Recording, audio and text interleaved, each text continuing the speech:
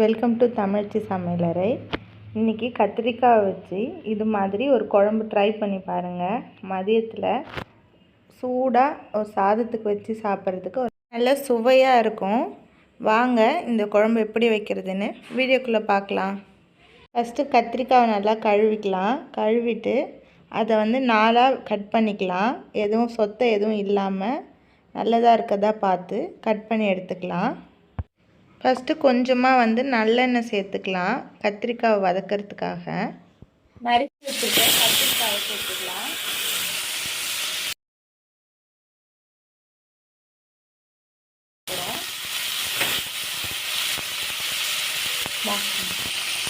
நல்லா ஒரு 2 நிமிஷத்துக்கு வதக்கி விட்டுக்கோங்க கத்திரிக்காவை.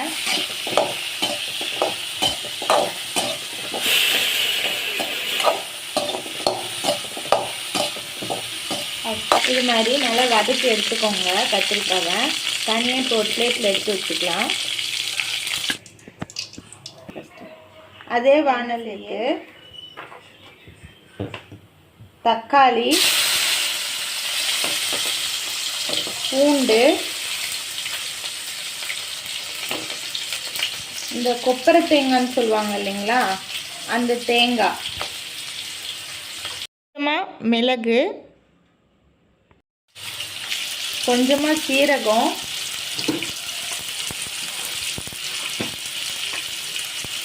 ஒரு 1/4 ஸ்பூன் மஞ்சள்தூள்,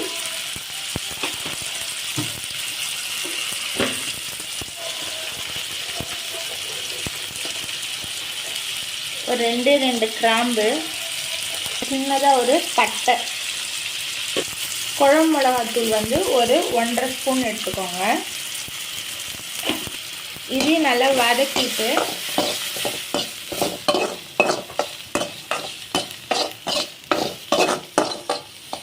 இது மாதிரி ஒரு ஸ்டைலில் நீங்கள் கத்திரிக்காய் குழம்பு பண்ணி பாருங்கள். நல்லா டேஸ்ட்டாக இருக்கும்.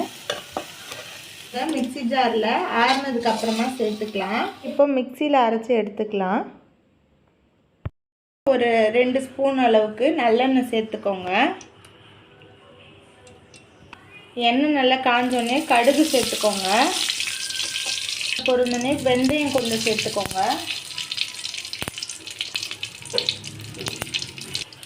2 காஞ்ச மிளகாய் சேர்த்துக்கோங்க. நறுக்கி வச்சுருக்க வெங்காயத்தை சேர்த்துக்கோங்க.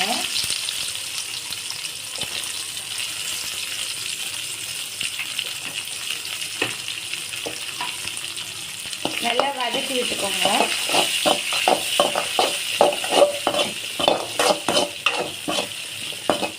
இந்த மாதிரி நல்லா வதக்கிக்கோங்க. சின்ன வெங்காயம் இருக்கவங்க சின்ன வெங்காயம் சேர்த்துக்கலாம். நான் பெரிய வெங்காயம் தான் எடுத்துருக்கேன் இன்னைக்கு. சில அரைச்சி வச்சுருக்கோம் இல்லையா, அதை விழுத சேர்த்துக்க போகிறோம்.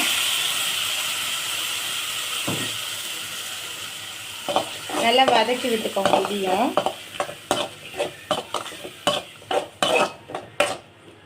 வதக்கியாச்சுங்களா? இது இந்த அளவுக்கு நல்லா கொதிச்சதுக்கு அப்புறமா ஒரு எலுமிச்சம்பழ அளவுக்கு எடுத்து வச்சுருக்க புளியை கொஞ்சம் கெட்டியாக கரைச்சி சேர்த்துக்கலாம்.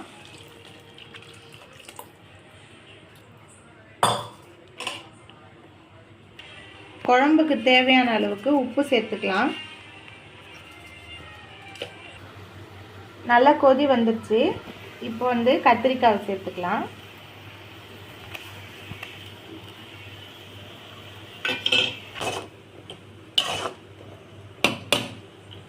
இது ஒரு 5 நிமிஷம் மூடி போட்டு வேக வச்சுக்கலாம். அவ்வளோதான், குழம்பு நல்லா கொதிச்சிருச்சு. குழம்பு கொதிச்சது எண்ணெய் தனியாக பிரிஞ்சு வந்துட்டாலே குழம்பு கொதிச்சிருச்சு. அவ்வளவுதான், டேஸ்டியான கத்திரிக்காய் குழம்பு ரெடி ஆயிடுச்சு. இது மாதிரி நீங்களும் உங்கள் வீட்டில் ட்ரை பண்ணி பாருங்கள். பிடிச்சிருந்தா லைக் பண்ணுங்கள், ஷேர் பண்ணுங்கள், சப்ஸ்கிரைப் பண்ணுங்கள்.